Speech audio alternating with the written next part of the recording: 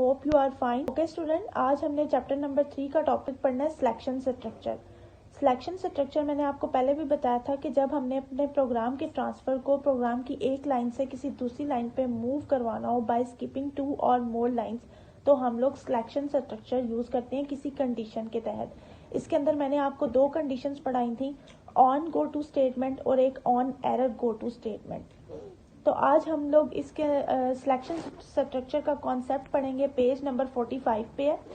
तो इसमें जो हम दो स्टेटमेंट्स यूज़ करते हैं कि कोई भी हम एक स्पेसिफिक स्टेटमेंट देते हैं और उसके अकॉर्डिंग अपनी प्रोग्राम की कंडीशंस को टेस्ट करते हैं। ठीक है, तो इसके अंदर जो स्टेटमेंट्स यूज़ होती हैं वो एक नंबर 1 है इफ़ देन स्टेटमेंट, उसके बाद है second if then else statement.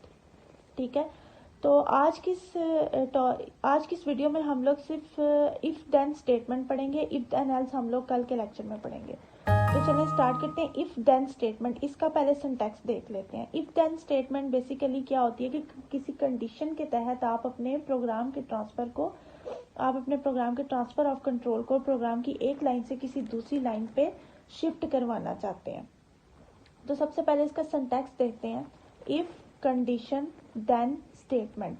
If अगर ये कंडीशन है तो फिर इस स्टेटमेंट को करो।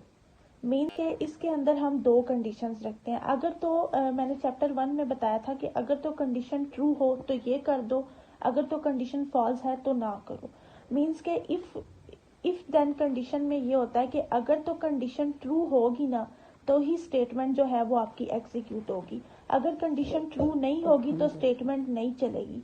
फॉर एग्जाम्पल, अगर ऊपर भी कोई लाइन दी हुई है और इफ़ कंडीशन के बाद भी कोई लाइन नंबर दिया हुआ है, तो अगर कंडीशन ट्रू है तो स्टेटमेंट वाली लाइन एग्जीक्यूट होगी, अदरवाइज वो नेक्स्ट लाइन पे मूव कर जाएगा। ठीक है, इसका फ्लो चार्ट देखते हैं। फ्लो चार्ट में भी आपको बताया था कि जो डिसीजन मेकिंग होती है, डिसीजन मेकिंग में हम इसको सिलेक्शन स्ट्रक्चर है उसको हम लोग डिसीजन मेकिंग में शो करवाते हैं। डिसीजन मेकिंग में हम लोग डिसीजन लेते हैं, हम कंडीशन को देखते हैं कि अगर कंडीशन ट्रू है तो इस स्टेटमेंट को एग्जीक्यूट करो, अगर फॉल्स है तो नेक्स्ट पे मूव कर जाओ। इधर भी कोई स्टेटमेंट लगी होगी, वो हमारा जो ट्रांसफर ऑफ कंट्रोल है वो नेक्स्ट लाइन पे मूव कर देगा। ठीक है, तो अगर पेपर में भी आपको क्वेश्चन आता है ना इसका फ्लो चार्ट बनाने का, तो आप इस तरह इसका फ्लो चार्ट बना सकते हैं। उसके बाद चलें एक प्रोग्राम करते हैं इससे रिलेटेड, तब हमारे कॉन्सेप्ट ज़्यादा अच्छे क्लियर हो जाएंगे। Write a program to get number from user whether to check if number is positive और नेगेटिव।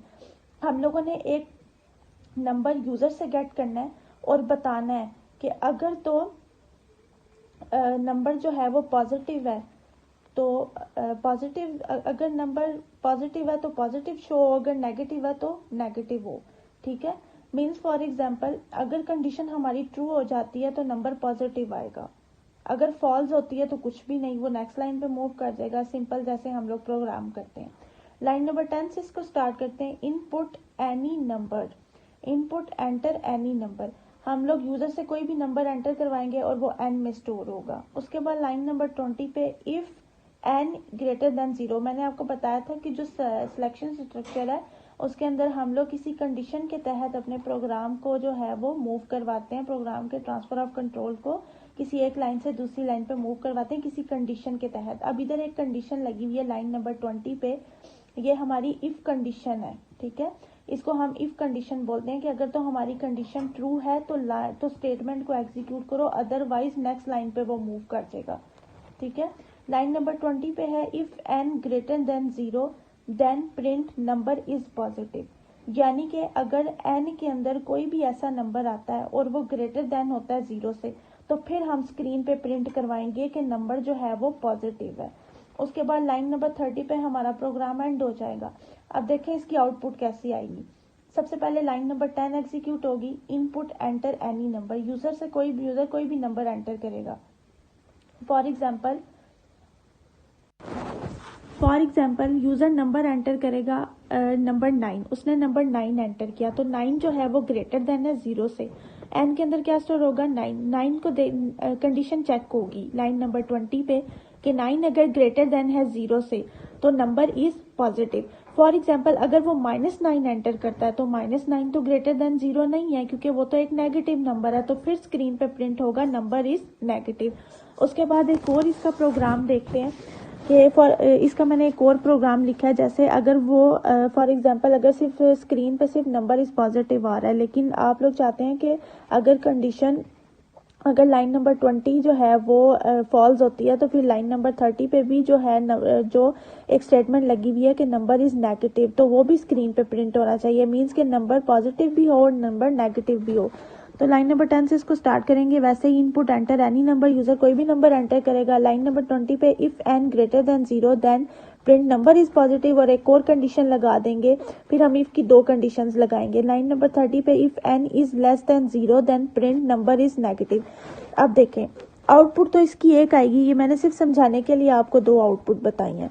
और लाइन नंबर मीन्स के अब इसको हम लोग एग्जीक्यूट करवाते हैं। लाइन नंबर 10 सबसे पहले एग्जीक्यूट होगी, ठीक है। यूज़र कोई भी नंबर एंटर करेगा। फॉर एग्जांपल यूज़र ने नंबर एंटर किया 7, तो लाइन नंबर 20 पे आएगा और चेक करेगा if n is greater than, means के n में अब क्या स्टोर हो गया 7, 7 ग्रेटर देन है 0 से, तो देन प्रिंट कर दो कि नंबर जो है वो पॉजिटिव है।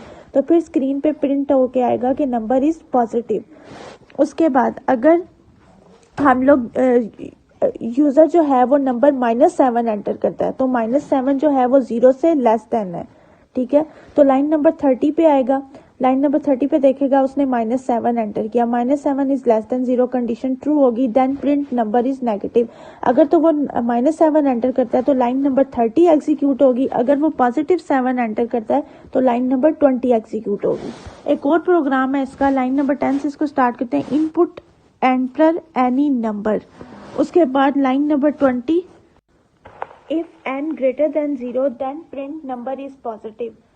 उसके बाद लाइन नंबर 30 पे आए, if n less than 0 then print number is negative. यानी कि अगर फॉर एग्जांपल अब देखें इसमें मैंने क्या किया, सेमी कॉलन से एक लाइन के अंदर मैंने 2 स्टेटमेंट्स लगाई हैं by using semi colon. Colon means हमने कॉलन यूज़ करके 2 स्टेटमेंट यूज़ किया। मैंने आपको चैप्टर नंबर 2 में पढ़ाया था कि जब हमने एक लाइन के अंदर 2 स्टेटमेंट्स लिखनी हो तो हम कॉलन लगा के उनको लिखते हैं, ठीक है। उसके बाद है line number 30, if n is less than 0 then print number is negative. अब ये यूज़र पर डिपेंड करता है। आप देखें इसकी आउटपुट कैसे आएगी, एंटर एनी नंबर।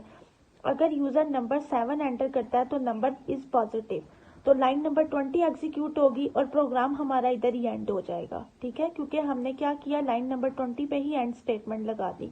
उसके बाद अगर तो यूज़र -7 नंबर एंटर करता है तो फिर लाइन नंबर 30 एग्जीक्यूट होगी। लाइन नंबर 20 को वो स्किप कर देगा, लाइन नंबर 20 जो है वो फॉल्स हो जाएगी और लाइन नंबर 30 एग्जीक्यूट होगी तो नंबर इज़ नेगेटिव, स्क्रीन पर शो हो जाएगा कि नंबर इज़ नेगेटिव। एक और इसका प्रोग्राम देखते हैं। लाइन नंबर 10 से इसको स्टार्ट किया, इनपुट एंटर एनी नंबर और उसके बाद कॉमा लगा के n, मीन्स के यूज़र कोई भी जो भी नंबर एंटर करेगा वो n में स्टोर होगा। Line number 20, if n greater than 0 then 40। अब मैंने क्या किया, मैंने प्रिंट की स्टेटमेंट लाइन नंबर 20 के अंदर नहीं लगाई, मैंने जस्ट उसे लाइन नंबर बता दिया कि अगर लाइन नंबर 20 ट्रू हो जाती है तो तुम लाइन नंबर 40 पे चले जाना। इसी तरह लाइन नंबर 30 पे देखें, इफ़ n लेस देन 0, अगर तो लाइन नंबर 30 जो है वो ट्रू हो जाती है तो फिर तुम लाइन नंबर 50 पर चले जाना। If n less than 0 then 50, यानी कि इस लाइन का यही मतलब है कि अगर n मीन्स के जो n लेस देन हो जाता है 0 से, n में हम कोई भी नंबर देते हैं वो लेस देन हो जाता है 0 से, तो फिर देन लाइन नंबर 50 को एग्जीक्यूट कर दो और लाइन नंबर 50 पे हमने प्रिंट की स्टेटमेंट लगा दी है। तो आप देखें इसकी आउटपुट कैसे आएगी, enter any number. For example user number 8 enter करता है तो नंबर 8 जो है वो पॉजिटिव नंबर है। लाइन नंबर 20 पे हमारी पॉजिटिव वाली कंडीशन है, if n greater than 0, means के 8 जो है वो ग्रेटर है 0 से। देन चले जाओ लाइन नंबर 40 पे, तो वो क्या करेगा, लाइन नंबर 40 पे आके स्क्रीन पे प्रिंट करवा देगा number is positive. Exact clear, okay. ये पेपर के पॉइंट ऑफ व्यू से भी बहुत इंपॉर्टेंट है सिलेक्शन स्ट्रक्चर। इसके मैंने जितने भी आपको प्रोग्राम्स किए हैं इसको आपने अच्छे तरीके से अंडरस्टैंड करना है, ठीक है। आई होप कि आपको समझ आई होगी और चैनल को ज़रूर सब्सक्राइब करें। अपना ख्याल रखिएगा, स्टे होम, स्टे सेफ, अल्लाह हाफिज़।